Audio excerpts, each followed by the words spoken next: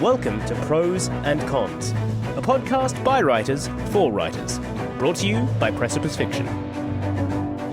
Precipice Fiction would like to acknowledge the people of the Eora and Durag nations as the original custodians and storytellers of the land this podcast was created on. Hey everyone, and welcome back to Prose and Cons. I am Phoenix. I'll be hosting this one. Planners versus Pantsers. Which one are you? Which one are we? We're about to find out. So we'll just go around really quick, and in the spirit of the episode, I thought it'd be fun to introduce yourself, say which one you think you are, planner or pantser, and then if you want, as an added bonus, you can also throw in what Harry Potter house you are, if you want to, just another identifier. Snuffledorf? Yeah. Snuffledorf? Snuffledorf. I don't know. Actually, before we do that though, I thought I'd take a stab at which one I thought everyone was, because I do have. I love this. Yeah. Okay. So I have it broken. Well, I have a spread. So Ali and Matan, who listeners have not met yet, but he's great. Trust me. Fabled Matan. Yeah. Ali and Matan, I have you both as planners, solid planners. Alex, and then obviously I know myself, but Alex and myself I have as pantsers, and then James and Paddy I have you as hybrids, where to me you're kind of on the line, but if I had to kind of shift you one way or the other, Paddy I would shift towards planner, James I would shift into pantser. It's very intuitive. Yeah, it is. I plan, but then the plan falls apart. Yeah. So that's a hybrid. I pants, but then the story goes off the rails. True. So yeah, Ali, what are you? Hi, my name is Ali, and I am a planner. And I also identify as a Slytherin. Right on. Do these things correlate? Possibly. Yes, they would, right? Like, I don't know much about Harry Potter, but Slytherin seem like they plan things. Yeah. Unintentionally, I think we're about to find some cool correlations here between Harry Potter houses and planners and pantsers. Paddy, what a throw to you. I started just pantsing everything when I started writing, but I'm trying to plan more now, which is going well. I've found that I'm going to say I can't get my head around writing a novel without thorough planning. Otherwise, I'll just write myself into corners. So that's what I'm trying, and it's working out okay. Alex. Yes. So my name is Alex, and you nailed it, Phoenix. I am very much a pantser. Yes. I'm very much looking forward to discussing the difference between those two among all the different people. Incidentally, you would have been the only other person I'd probably pick as a pantser, I think, of this group. We should probably define this term at some point as well. Yeah, we were. Yeah, I'm sure. We'll At the moment, it sounds like we're all running around playgrounds, pulling people's pants down, and I can't unhear it right now. And who says we're not? You know, as a bonus, my Harry Potter house. I did the official quiz. I did it fairly recently. I thought I'd be a Slytherin. Turns out I'm a Gryffindor. But apparently they're quite close. It's a fine line between like justified righteousness, I think. The difference between a Slytherin and a Gryffindor. Fair. Yeah, it is. It's knife thin, I think. Paddy, did you have a house? I can't remember. No. All right. Wizard? Well, I have not. I think I read the first Harry Potter a long time ago. They're fine. Okay. I have nothing against them, but I have no knowledge. We've speculated you as a Gryffindor, I think, if we had before. Oh, you're a Ravenclaw, potentially. I was going to say. That sounds cool. That sounds the most gothy, so I'll take that. A Ravenclaw? Yeah. I would put him in Ravenclaw. James, how about you? Hi, I'm James, and I would definitely be a pantser at heart, but I find if working on something that's too long, the story just goes off in different directions and it kind of never gets finished. So there needs to be a certain amount of planning done, but then too much planning takes away my interest in writing the story. So I'm trying to find the right line for the different length of story, how much planning needs to go in for the size of projects I'm working on. And I'm not sure what house I am. I think I might identify as Ravenclaw. I think we kind of chatted it out one night before, and I think it was probably a cross between Ravenclaw and Slytherin. But I think I've been leaning Ravenclaw. That checks out. I never said, but I also identify as a pantser. Definitely at heart, planning comes less as a nature and more as a discipline for me. And then I am a Hufflepuff, a verified, Yes, you are. certified Hufflepuff. They're the chill ones, right? Proud, yeah. Yeah. I'm Very proud chill. Hufflepuff. We got Cedric. It's all good. That's all we needed. That's all we need. That's our shining star. And he did so well, notoriously. Yeah. I did like that. How they made him push him. Made him push Harry at the end of the movie. It's like that wasn't written in. That's not canon. Like you didn't need it. We won't circle too deep into the Harry Potter vortex. What is everyone consuming at this point? What media is everyone diving into? We'll just go back to the top. Allie? So I'm actually diving back into, funny enough, Legend of Korra. So my housemate and I, we had finished a rewatch of Avatar: The Last Airbender, and then we're like, well, now we need to watch Korra again, is the logical conclusion. So we're watching that, and I thought it was an excellent example of planning versus pantsing, because Avatar: The Last Bender is an excellent example of a show that is meticulously plotted from the start, beautifully executed, all the character arcs. Korra, however, because of Nickelodeon's commissioning schedule, we're only commissioning one season at a time. So suddenly the creators didn't have the 4-season arc planning they could do that they had originally pulled off. Now they were planning arc to arc, and it is painfully like on display. It's very obvious. Yeah, that they try and wrap it up, and then they're like, oh, we got renewed again. So then they kind of scrabble their resources and plan another season, and it's a little bit, they did the best they could, but it is a great shame that Nickelodeon did them dirty. Paddy? My girlfriend and I just finished season 3 of True Detective. Wow. True Detective is really, really, really well written. It's not perfect. There's definitely some errors, but by gum, I'm not really sure how to sum up why it's great, but if you haven't seen it, I recommend. On that, I'm still reading Moby Dick, still slogging through 800 words of Dick. And I'm about to start an Iranian novel called The Blind Owl, which is meant to be great. It's meant to be very surreal. Character keeps waking up in different lives, and the sort of line between them is blurred. There's the implication of mental illness and opium use. It's meant to be very dreamy, and it got banned under the regime it was written under, which if you want a book to do well, get it banned in the country, because that's going to draw people like flies to honey. Mostly still stalking through Moby Dick. It's good, but what is the book called? The Blind Owl. Oh, that's right. I think it's The Blind Owl. I haven't started it yet.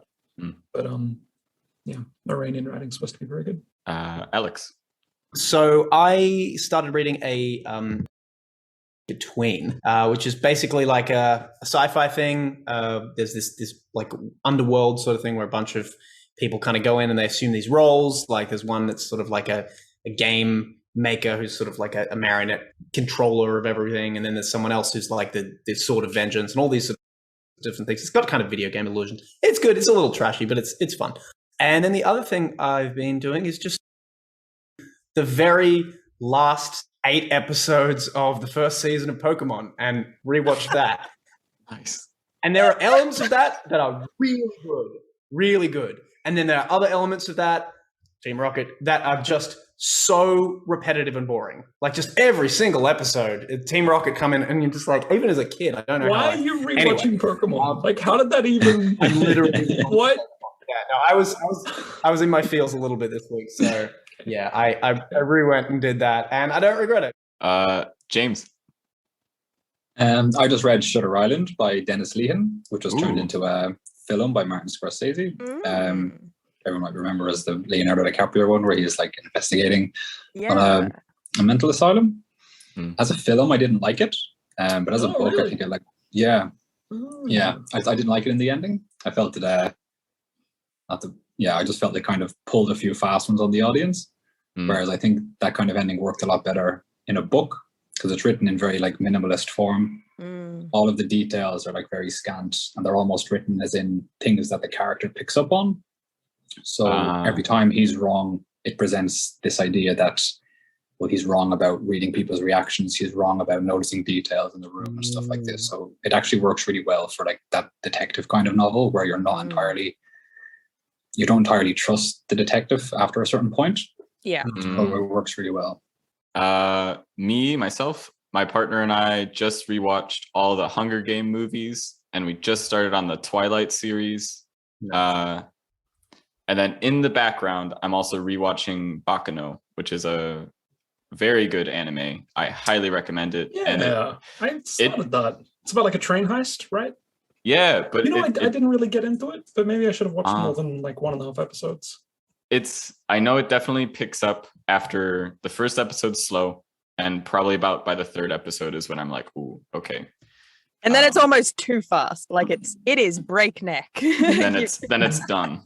It does non-linear storytelling very, very well. Yes. Like, you jump around the timeline so much, and like the main setting is a train, but especially in the early episodes, a lot of the story happens around the train more so than the train itself, and the main setting is actually more cut to every now and then.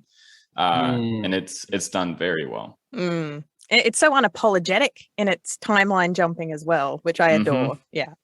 And with that, I guess we'll jump into it. Does anybody have any starting thoughts? Anything? Yeah, we should probably define what pantsing versus planning is for anyone listening along. Okay. Oxford Dictionary defines. Would a pantser like to take the pantser definition and a planner take the planning definition? Sure, I'll explain pantsing. Yeah. So pantsing, I originally heard this back when I was just a wee sprat, and my friend had started doing creative writing, and he was like, oh, I'm pantsing out this thing for, I think he was doing NaNoWriMo or something. And I was like, what's that? I don't know what you're talking about. And he was like, you write by the seat of your pants, right? So you just kind of make it up as you go, which sounds both thrilling and terrifying at the same time, and kind of is. But yeah, so that's where that definition comes from. It's sort of a writer who will just write and just literally go like, I wonder what happens next. Let's find out what my fingers have to say. So that's pretty much what pantsing is. And then planning is the exact opposite of that. Someone who is probably too terrified to dive into it without knowing where they are going, or worried, or they've tried it and they're like, the quality I produce when I don't know what I'm doing is just not there. So yeah, the kind of person who feels more comfortable, that they want to sit down, they want to write an outline, they want to kind of get a general gist of their scenes, they want to know their ending, they want to know their character arcs, have that kind of all sorted out in their head before they start putting prose down. I think we should probably make the statement here that, like, I don't think any of us are either to either style. Like, I think maybe it's like a neurodiversity thing. It's just like, no, my brain just won't do that. Morally opposed. Yeah, ethically, it was hard to get Allie in the room with Alex for a while. A spiritual objection to people who just won't sit down and concentrate on what they're doing. No, I can appreciate the quality of someone who can pants amazingly. It amazes me. I'm like, wow, I wish I could do that. But when I pant something, I'm like, that's just not up to scratch. I know if I sit down and plan first, then I'm going to get a better product. I'm not going to beat myself up as much as I would have done if I was pantsing.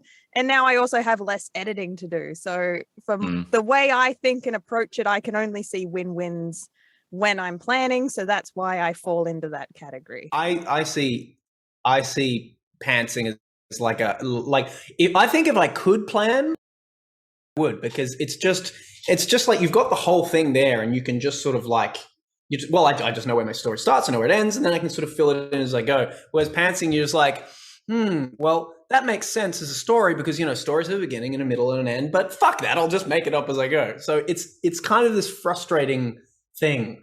It's a lot of fun, but it's highly inefficient. And as someone who's always trying to look for the most efficient use of his time, it can be very, very frustrating. So there are definitely pros and cons to both, I think, one of the things is something you just brought up before, Phoenix, and I don't want to, just take this conversation and run with it, but it was something specific that you brought up that you said that I relate to. When you write something down and you plan it out the whole way through, you kind of lose your joie de vivre to write it. And I very much fall into that thing because I've tried to do that with one of my sort of novellas and short stories. And I wrote it out. And just after that, I was just like, I just have no no desire to write this now. I was just like, it's done. I've put it down on the paper. I don't have a desire to do it. But that if I could do that, it would make things much easier, because then, yeah, like I said, then I could fill in the dots and flesh it out and put it all properly. But yeah, I don't know, for some reason I can't do that. I think that was I think James actually said that at the beginning, because he planned a bunch out and then lost interest in it. Yeah, that's definitely been my experience. I find that, the way when you write a first draft, it's kind of like the magic of like the experience of writing, and then you come back and you redraft and you're doing the edits and you're kind of putting it all together and making it work. I found that when I planned something out a lot, I was like, great, that's gonna be so easy to write. But all planned out, first act, second act, third act, I know where it's going. The whole process of writing just felt like that second draft, where I was just doing the craft, and I was like, I don't have any love of this. I don't feel any magic here. So I just felt like they never get finished when I planned them out too much. They actually never get started when I planned them out too much, basically. But then if I just go completely off book and I just start with like a feeling, and I just start, I wonder what this feeling is, and I wonder who these characters are, and I wonder what they're doing, the story can just go off in like different directions, and I can be like, oh, this is unfeasible as a story once I get too far into it. Like, so I'm trying to find the right balance between both of those. I do relate to that as well. I had a similar experience with my most recent screenplay. So I have a pretty regimented routine where I use sticky notes on a wall. Like that's my method, especially for my screenplays. I got to have all the beats, all the scenes just mapped out beforehand, and just that mapping out took like a fortnight. And like every day, so working full time on this thing for a fortnight, and then I had it done, and then I congratulated myself, patted myself on the back, and I'm like, screenplay written. And then it actually took me a little bit to come back to it, because I'm like, oh, I need to do the thing where I write the screenplay.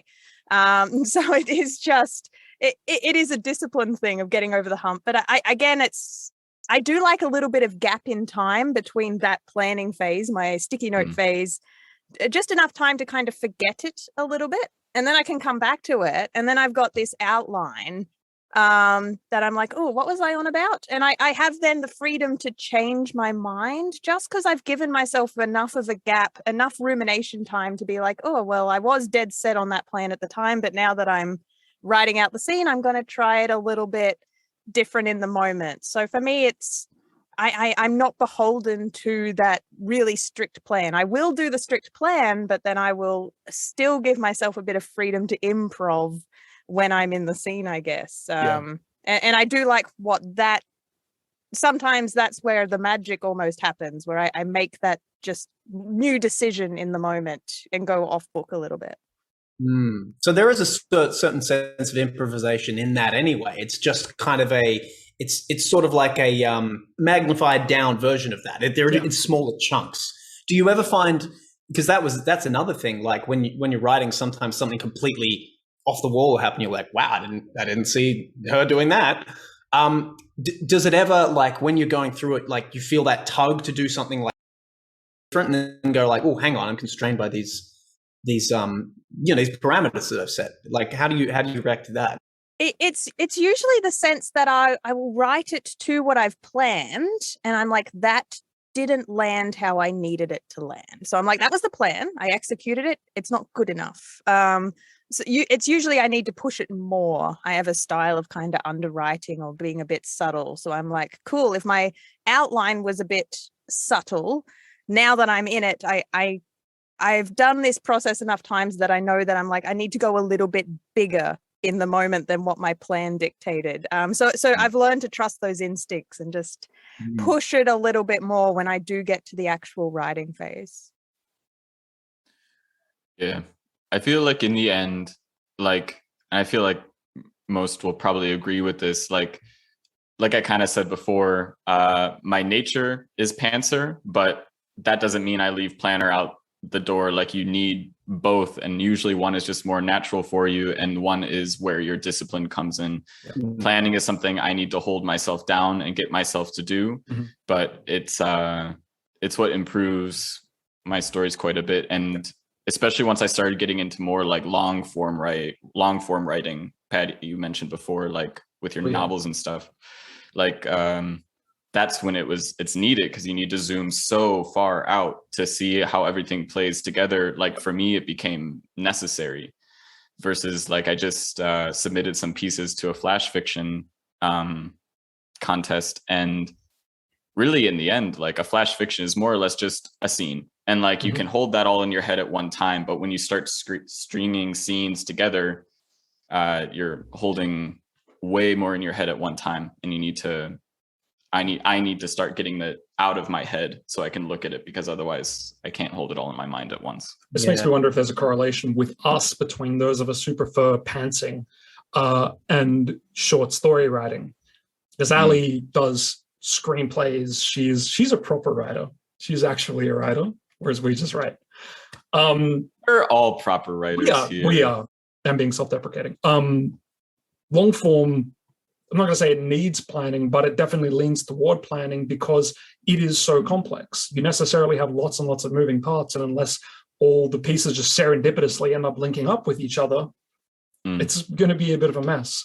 You guys who pants over here and here, do you guys prefer short stories as a medium? Well, I certainly towards short stories for sure. Like what I'll find about short stories is I'll do one, and then it'll be finished to some degree, and I'll be like, that didn't really go where I want it to go, and then I'll think, well, what if this changed like that, and then I'll change something, and then like it'll link up to a different place, so I'll have to essentially write two different halves of the story, and I'll find that second half kind of works a little bit better. But yeah, that's an interesting jump between like pantsing and short story writing. But I very rarely short story and just like wow, oh, it's perfect as it is. Even that I need to go back and often radically re-edit. It's just easier because it's smaller, you know? Yeah, it's an interesting instinct, because I definitely went long form trained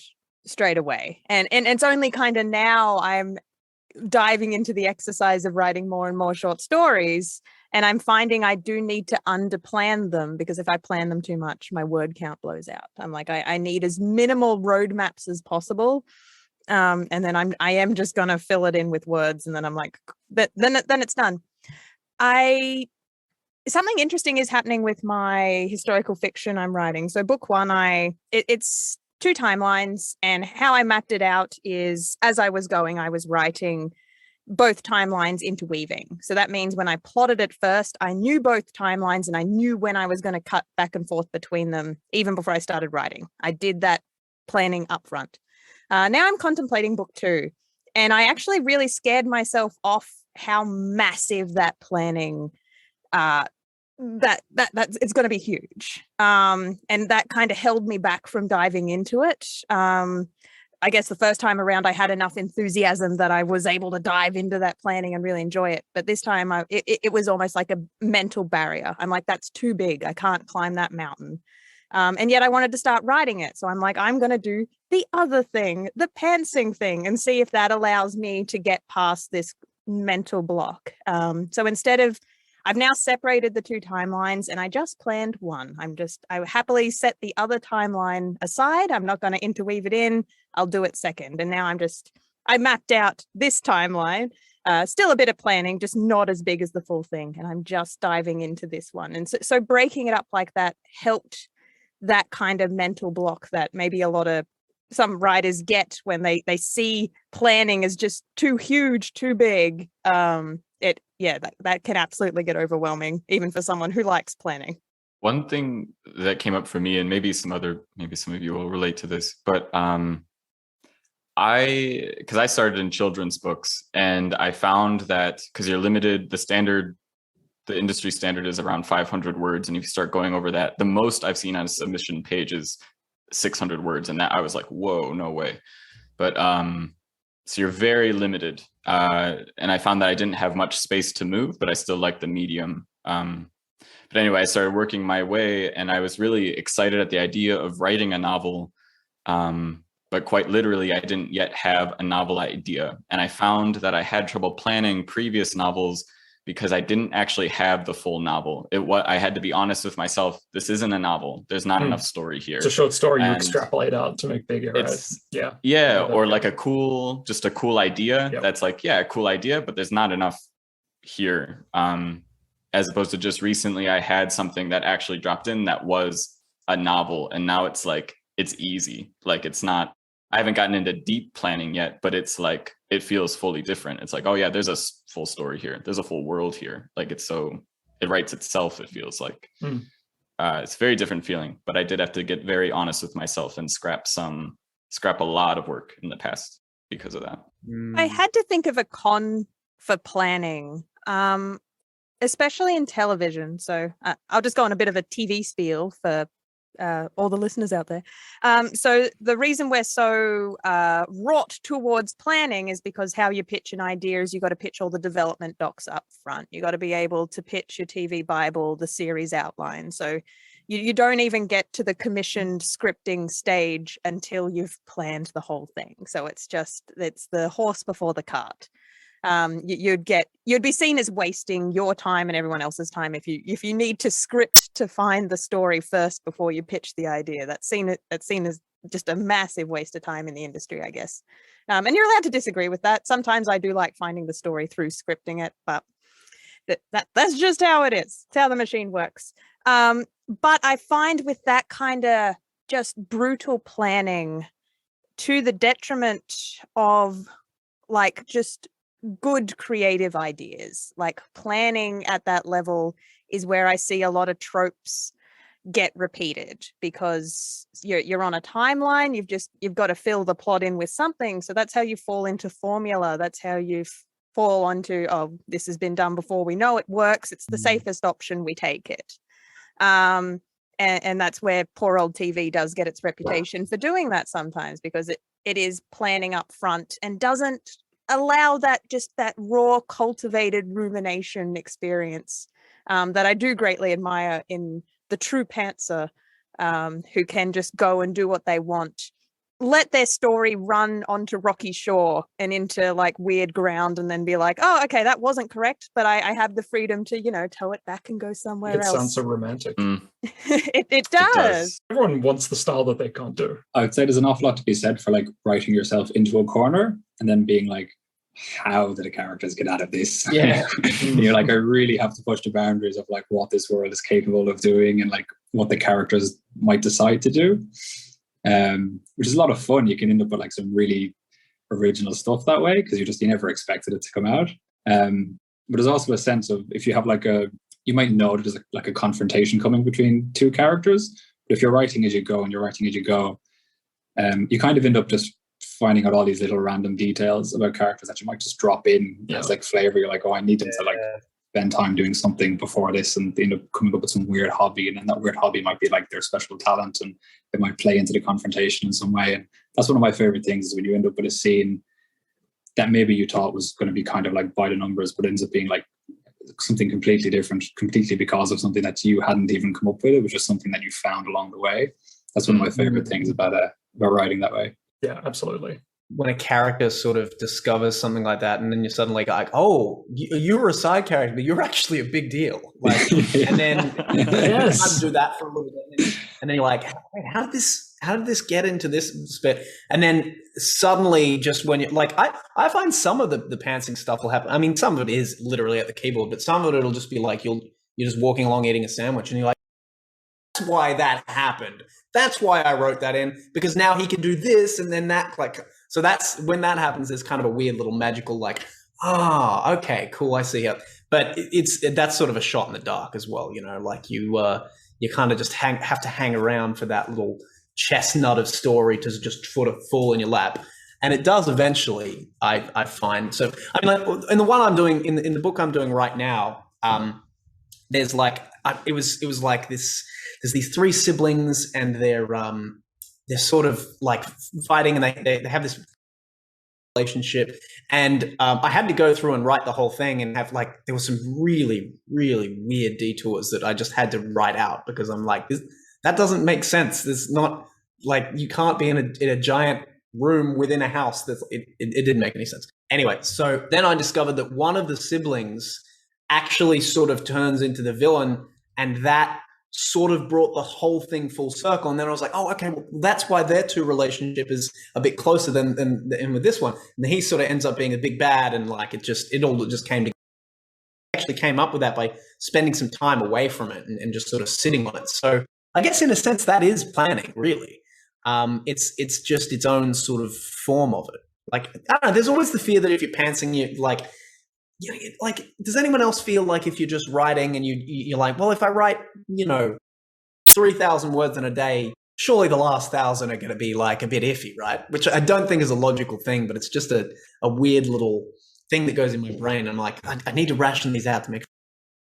So I don't know. What you're describing is what I call rumination, just the value of not writing when you are in the middle of a project, being able to do other menial tasks, so your brain's on something else, but you don't actually realize how much work is actually happening in the back of your brain, that you do have your eating the sandwich moment of, oh my God, that's how it fits together. And for me, I rationalize that as that's me planning, because then I whip out my phone where I have my massive document that automatically syncs to my laptop, and I just bash that thing in where I'm like, that actually goes there, and that's my outline changing on the fly, and doing that, and then I'm like, cool, that's my outlining document updated for when I go and sit down at the laptop next time. Yeah, right. But like in my case, I might not necessarily know, and I'll just be like, oh, this nebulous thing is going to happen somewhere, and I kind of just have to find my way to it on the keyboard. And sometimes you don't, sometimes it goes around. And you're like, well, I guess not. I heard that in Breaking Bad, Jesse Pinkman was originally written to be a side character. He was going to be a redundant character who was going to die, I think, at the end of the first season. Then they got the actor Aaron Paul, and they saw his performance. They're like, holy shit, he's a main character. Like, they realized during the writing process that this guy is a main character. Like to what you were saying, James, like sometimes something in a story just demands to be true. And you're like, oh, right, like the story is telling itself to you. If they had if they had structured Jesse Pinkman to die, the show would have been so much worse off for that. Something else altogether. Yeah. I don't have any examples of that in my own writing, but I think it happens to everyone. I'm assuming to even like hardcore. I think the one with Breaking Bad was quite rare because I think they had to stop midway through the first season because of a writer's strike. So they had that freedom to do that. Yeah. They'd filmed a few. They'd shot either filmed or shot a few episodes. The benefit of taking a break. Yeah, but I think they had just seen how well their chemistry worked on screen, and they were like, this works really well, and we should keep him around. I like that you chose to say chemistry. Yeah. I think it was the first scene midway through. How do I say this? The first season broke halfway through, and then Tuco, I think, beat one of his own bodyguards to death. I think that was supposed to be Jesse. I think Walter was meant to be like really guilt-ridden about it. Yeah, so right. They broke just in time. It's all the better. I think it was. I do have an example that has just occurred to me of when I have abandoned the plan of a scene midway through, because in the lead up to this podcast, I'm trying to think of, do I have any examples? And then I'm like, well, no, I don't think I do, because I do plan. But I did just think of one that I had quite recently where it's basically a two-hander, two characters, and I knew they were going to have an argument. That was the planning I had done. I knew what the argument was about, even to the point I already had like snippets of dialogue was in my planning document, because they had already like argued in my head the days beforehand. So I just had those down even before I got to the scene. And I kind of had a sense that I thought one character was going to be responsible for the argument, making the other one really sad.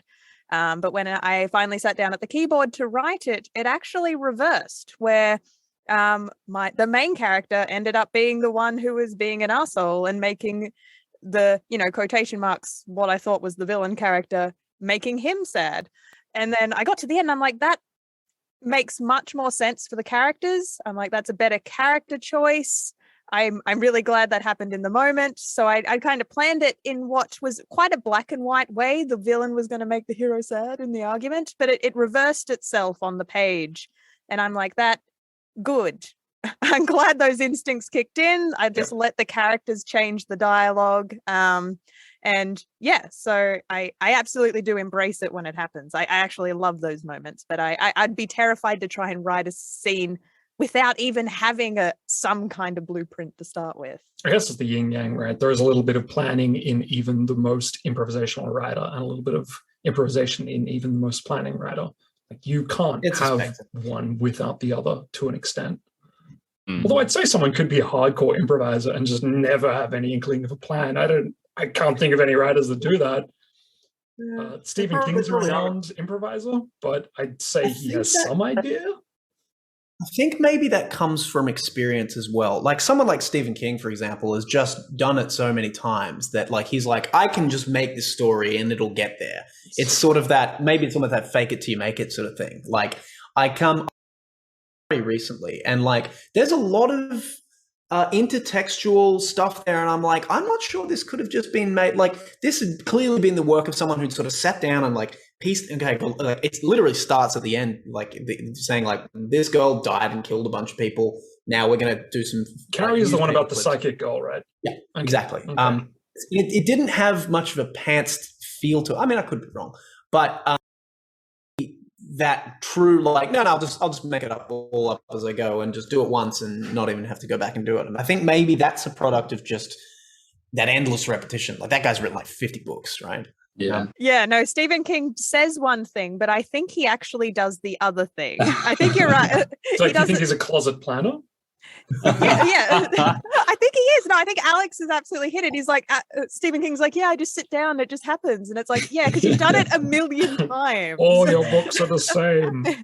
He's just justifying his bad endings. He's like, I didn't have an ending when I started. Does he not write endings well? I've never really read any Stephen King. Is that something the guy's known for? Well, as a big Stephen King fan, I think that like the journey is so good that the ending is a letdown. Other people would say that his endings are just terrible. It's actually a good thing to cover. I have a feeling that pantsers probably don't get the best endings. Like the planned ending is the end where everything wraps up full circle. And if you're a pantser, you get lost, like the TV show Lost, where it's like, we wrote ourselves into a corner, ba-dum-bum. Yeah, that's the end. There's a sense of like letterbox. When you get to like the end of the second act, and I'm like, this is the part where cohesion happens, and it's just like, oh, look at my first act and look at now what I have, and I'm like, I don't have a story. Yeah, make something up, and that's exactly why I started planning with my novel, because I don't want that to happen. Like I want it to have a message, and I don't want it to end and be like, just a bunch of stuff that happened. That's life. And that yeah, exactly. Like a shitty punchline. Who am I to tie up the threads of life? Here you are. Here we are. That's one approach. Yeah, in my editing, I am a big fan of, if I get to my ending and my ending's not what I planned and it's different, I'm like, well, that's now a first act problem. So rather than like fighting to adjust my act 3, I usually go back and then spend all the time reworking act 1, because by the time I'm at my end, I'm usually happy with my end. That is what I wanted to say. It just took a whole book for me to work it out. But you know how it's going to end in advance generally, right? Vaguely, but that's kind of when the dominoes start happening as I'm writing, and if I am embracing this improvisation and things are changing, the butterfly effect gets more and more. So sometimes my ending might be slightly different, and I've abandoned some things, embraced some other things, to the point where my act 1 is no longer the correct act 1 for my act 3. And it's usually at that point, rather than fighting with the act 3 again, it's go back to the start, make that the right setup for where I've ended up. Yeah, I've definitely that recently, like with like having finished it and gone like, okay, I'm okay with it. All makes sense based on what's happening. Then if we look back to act 1, there's some serious torsion in that dramatic arc. So it's like, well, okay, I'm gonna have to set those dominoes up and tweak this. And then there's 1 or 2 scenes that you're really like, oh, okay, let's maybe move that around. But I think you're right. It tends, because once you've got your ending and you like your ending, you're like, well, okay, I'm happy with that. Let's go back and rejig this so it all goes there. And it doesn't seem to take that much. Usually it's only a few major tweaks, and like from what I've seen so far. Just so after all of this, just a general comfort message to all the listeners out there. If you find yourself deep in a novel and you're finding that certain things don't line up or you don't quite know where it's going, you're not the only one. Also, I was in a meeting held by Writing New South Wales, or just like anyone could attend sort of thing, and they had these two authors on, and it was very therapeutic for me because I was currently feeling my way through the dark on a novel, and then this other one of the authors that they had speaking was like, "Oh, I'm writing a mystery whodunit killer novel. I don't know who the killer is yet," and I was just like, "Oh, thank you for saying that." That's brave. Yeah. Because that's exactly the genre where I thought like all of the pieces, like the dominoes need to be carefully arranged. Like, it's the one where they say you should start at the end and work your way back. Yeah. Like, yeah. I've heard that as well. He literally has the last scene first and then writes backward. I loved it as like it's a cool approach to writing that sort of genre, because it's like, all right, let's throw I have the characters, let's throw them into an environment, let's see who kills who. Like, let's see what happens. You would need to go back and plant the clues though, right? Like the audience has to be able to work it out. I'm no expert in like crime mystery, but if you don't have, like, if it couldn't be worked out, it's almost like, what was the point of the puzzle? Yeah. Right? Yeah, if you know what I mean, like the pacing of that kind of story is all about the red herrings that the detective is following and why they think it's this way and why they think it's that way. So if you haven't, I don't know how you would write that story if you're not sprinkling everything that's happening on the edges of that. Just be deeply unsatisfying. I think you have to love editing if that's your approach. True. You got to love your pantsing, but I think you got to love your editing more if you're going to do that to yourself. Yeah, and that's the thing with pantsing. You got to edit a lot because you're gonna wind up with a big steaming pile of something. That's true. You're gonna have to really go back and work it out. It's just giving all the hard work to your future self, really. Yeah. You're like, I can. This is the fun part. I'm just having so much fun. In saying that, though, as someone, say if you do really tightly plot your first draft, you're still going to need to edit. And that, if you get really attached to your plan, it can be like tearing off a limb, needing to abandon the plan once you've written it and you realize it's not working. You're like, I do need to shuffle these puzzle pieces around. I need to have you need to have permission to let go of what you've just written, even if you have put a lot of planning into it. You need to accept when it's not working. I think a lot of planners fall into the trap of, well, no, I did it, and then I did it, and it's done. You still need to go through that organic editing that a pantser would go through. You just got to be real with yourself that it's still a first draft, no matter how you got to it. It's going to need work. Yeah. True. With that, I think we'll transition on a little bit. And Paddy, I think you found some stuff to read this time. I do. Now, some of you guys may have already heard this. I apologize if already you've heard it. This is a little section from the thing I'm writing at the moment. It's novel length. It's called Sovereignty. Doesn't matter what it's about, but basically there's a character who is very male, who has a conflict with his neighbor. His family's gone over to a barbecue. He doesn't want to go to the barbecue because he thinks it would be showing weakness. Instead, he decides to mow the lawn in a way, the most aggressive act of lawn mowing you can have, loud and interrupting the party next door. There it was, his new, red, petroleum-powered Grassmaster, a plant-decimating engine of lawn subjugation. The thing was 10 horsepower, the power of 10 horses. He imagined a horse and all the power put out by those sinewy, muscular legs, then tried to imagine 10 of that. He couldn't do it. That was how powerful this mower was. He hauled it, all 40 kilograms of its sublime mechanical weight in one strong hand, bicep engorged, out into the front yard, where he set it down upon the furthest corner of that which would be mowed. He admired his machine in the light.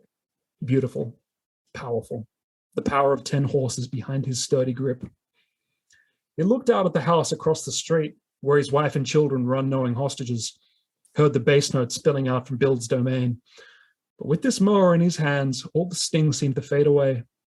He hoped that some of the party guests, either leaving early or peeking over Bill's side fence at him, would see him there from across the street and quietly say to one another, "Hey, there's Mark. Well, he's not hiding indoors at all. He's mowing. He's mowing like he doesn't give a damn." And they'd be right. He doesn't. He wrenched back the pull cord on the magnificent machine and it roared into life. Just one pull, This was truly a high-performance instrument.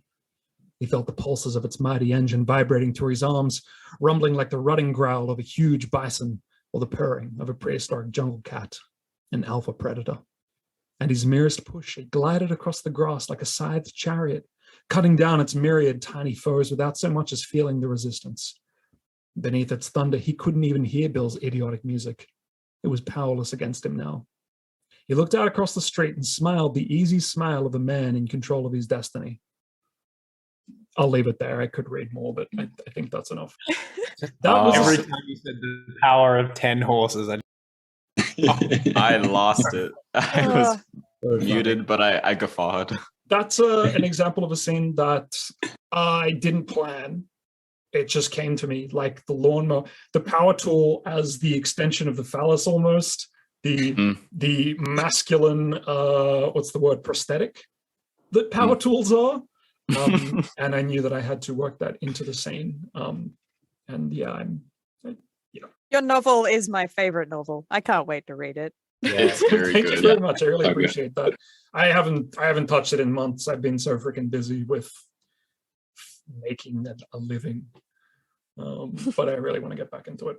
Alex, were you about to say something? Oh, yeah, no, I was just about to ask in terms of the pantsing, like, so had you planned out the previous scene, then you finished writing that, and you were just like, oh, I'm just going to go into this now. I knew that he would have this ongoing, unreasonably aggressive sort of rivalry with his neighbor Bill. And I know there's a series of scenes where I want the tension to ratchet rather. So I've got an idea of like tension's going to ratchet in this way, in this way. That's about it. And the things in between, I just improvise based on what would be the right thing to happen, I guess, for lack of a better term. We're all just sitting down trying to find the best of the best thing. Yeah, there we go. So I do have a quote. This one's a little bit different in the sense that it's not an author speaking sort of outside of their fiction. It comes directly from The Lord of the Rings, The Return. No, not the third one. It's The Fellowship of the Rings. The Return of the Tower. The Return. So this comes from when they're in the present. They're meeting Galadriel for the first time. So they're in Lothlorien, and this is the first time Frodo's seeing Galadriel and her partner Celeborn. I know all these names now. So and I just love the way that they described, well, them, but specifically their eyes.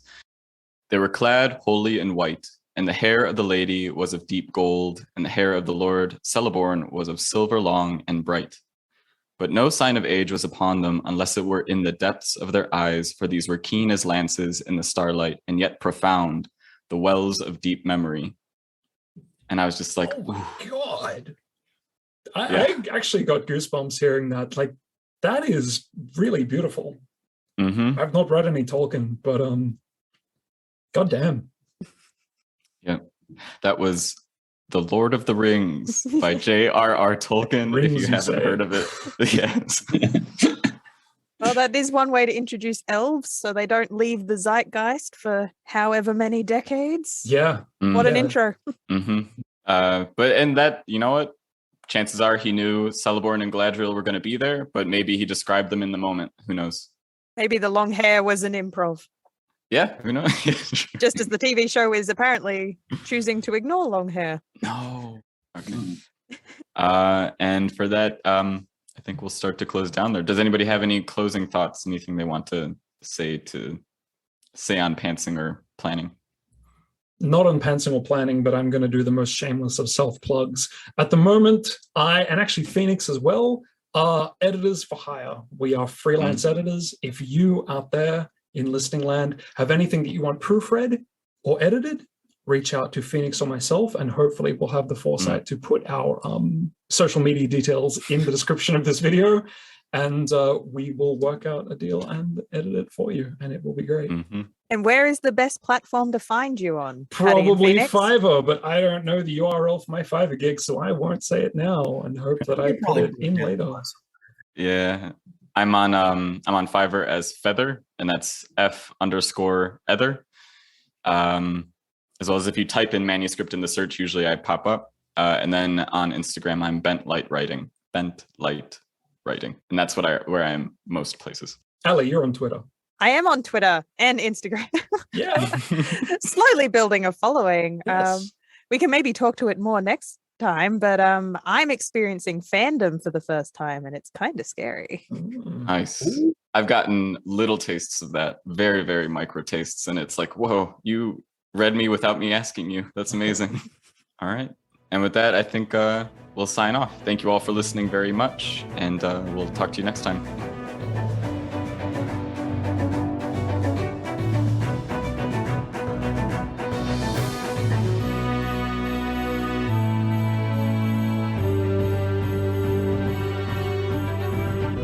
You're listening to Prose and Cons, the Precipice Fiction podcast.